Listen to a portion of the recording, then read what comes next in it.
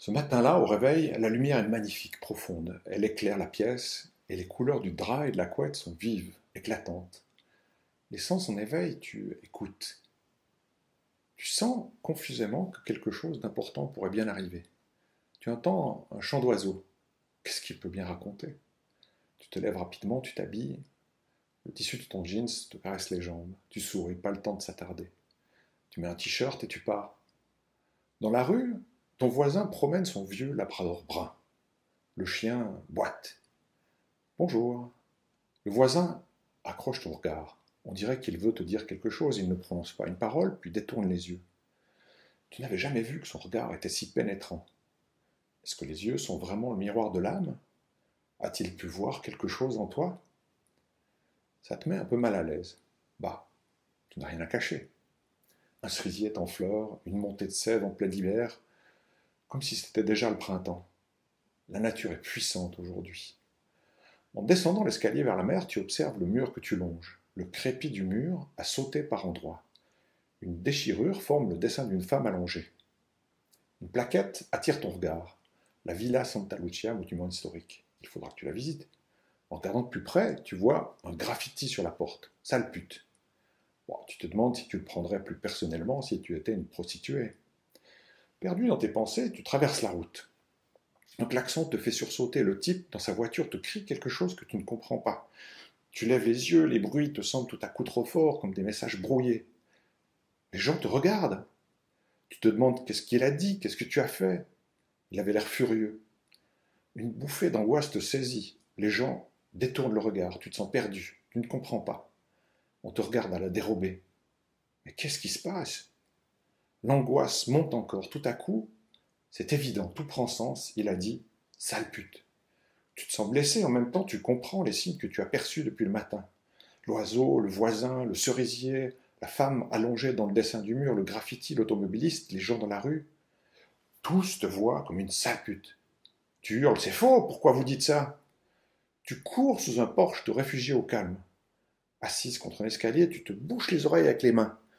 Tu l'entends maintenant très distinctement. Sale pute.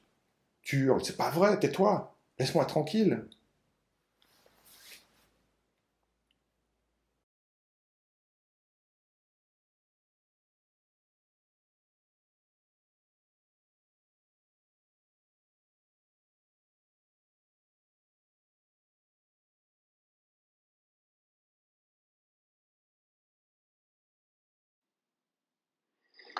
Petit à petit, tu as cherché des explications, des solutions. Ce que tu as découvert, ça t'a beaucoup surpris parce que tu ne pensais pas que c'était possible. C'est tellement incroyable que tu n'arrives pas toujours à en parler avec les autres. D'ailleurs, chaque fois que tu as essayé, ils n'ont pas compris ou ils t'ont pris pour une folle. En réunissant tout un faisceau d'indices, tu as compris qu'on t'avait implanté une puce dans le cerveau. Comment ça serait possible autrement que tu captes des ondes et des présences aussi fortes? Et qu'on puisse te parler à haute voix alors que personne ne semble être présent? De comprendre tout ça, ça t'a soulagé, mais ça t'a aussi assez effrayé. Je trouve ça à la fois pénible, mais aussi fascinant d'être au centre de toutes ces communications.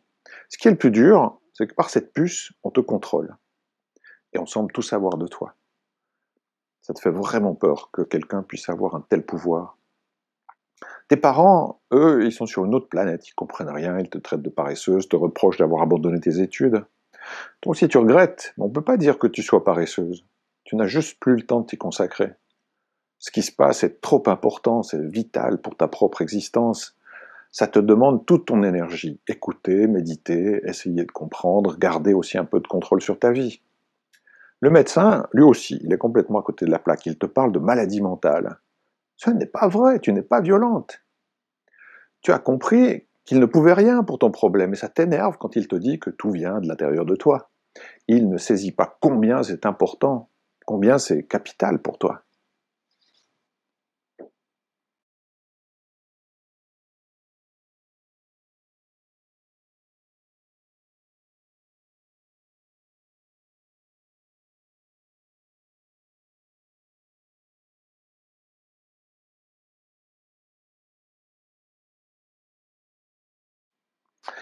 Le médecin a proposé un entretien avec toi et tes parents. tu n'avais pas très envie, mais encore moins qu'on parle de toi sans ta présence. Alors, tu as quand même voulu participer, prête à foutre le camp si ça tournait mal. Durant l'entretien, tes parents, ils t'ont paru vieux, tristes et complètement épuisés. Heureusement, on n'a pas trop parlé de ce que tu vivais, ça t'aurait carrément énervé. Tes parents, ils ne comprennent rien, mais tu vois qu'ils se font beaucoup de soucis, toi aussi tu te fais beaucoup de soucis en fait. Et pas vraiment pour les mêmes raisons, ni même pour les mêmes raisons que le médecin, chacun a ses raisons. Ouf, tout le monde se rejoint sur ton envie de ne pas laisser tomber les études. Au moins un point où tout le monde est d'accord. Toi, tu as très envie de reprendre les études, mais ça te paraît vraiment compliqué, beaucoup de choses à gérer. Tu aurais besoin d'un petit peu d'aide. Quand le médecin t'a dit que ça serait sûrement possible, ça t'a donné de l'espoir. Mais pas question de devenir un zombie avec ces médicaments à la rigueur pour dormir ou pour être moins stressé.